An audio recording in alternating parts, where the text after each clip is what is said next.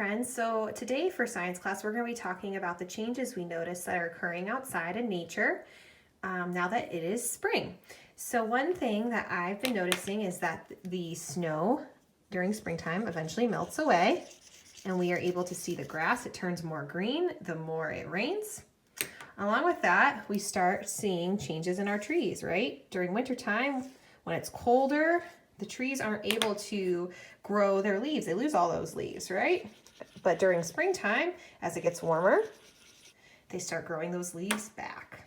We also see things like flowers start popping up to bloom as well. So we'll draw some flowers.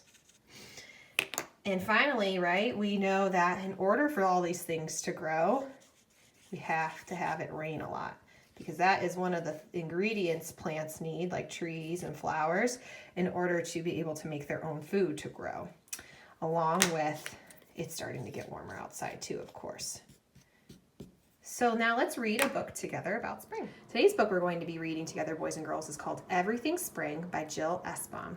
Right away, from looking at the front cover, I could tell that this is informational text and not fantasy, because it includes a real-life photograph of animals and plants outside, whereas a fantasy story usually has drawings or paintings of animals. Okay, and whenever we read informational text, of course, we're learning information about a topic. So today's topic, of course, is spring, and it's mostly going to focus on the different kinds of baby animals that are born during the springtime. So let's read together. You never know where a new friend might pop up. Ooh, notice our sight word "you" there.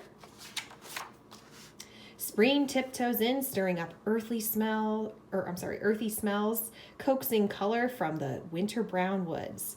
So see how the different plants and flowers are starting to pop up as the snow melts away. In new undergrowth, barely visible spots. Curled up, legs tucked, a newborn fawn watches. So baby deer are born during springtime. They're called fawns. Spring nudges awake slumbering trees. Leaves unfurl to high, fluffy nestlings, gobbling a buggy breakfast. Look at the little baby birds waiting for a bug to eat from their mama. Spring pulls flowers and rubbery mushrooms from unexpected places. Abracadabra.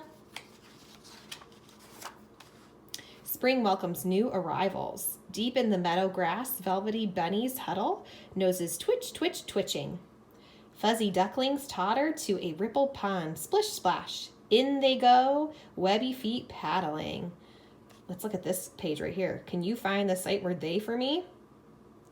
Good job. What about the sight word "go"? Great job.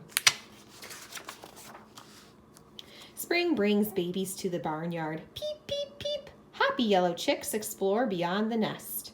Silken piglets root for breakfast. Squeak! Spring scatters dandelions across a dewy hillside. Wobbly lambs kick up their heels with new friends.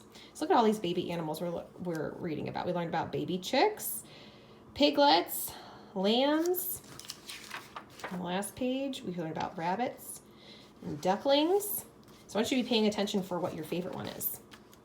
Let's keep reading. Spring turns trickles to streams. In a sheltered bend, wiggly black tadpoles wait, feeling froggier by the day. So it shows you how they start off as a tadpole. See that? As a baby frog. So first the frog lays an egg, and from the egg it hatches a tadpole, and it slowly starts growing legs, turning for it to look more like a frog. Pretty cool. Spring urges seedlings in tidy gardens and rolling farmland to reach for the warmth awaiting them above ground, and invites wind-scattered seeds to take root in her soft, damp soil. So see how he's blowing that dandelion? And those are all those little fluffy things are the seeds from the dandelion, so it can reproduce and make more flowers. Spring drags a gray blanket across the sky. Plip, plop, plip. We can tell from the clouds, right, by what color they are, that dark gray, that is going to do what soon? Exactly, rain. Every creature scurries home to sit tight till the rumbly storm passes. And the spring bright sun shines again. So boys and girls, what I want you to do now with your families is think of your favorite baby animal that this book talked about. And maybe at home you can find a book to read about that springtime animal, and you can tell me more about it.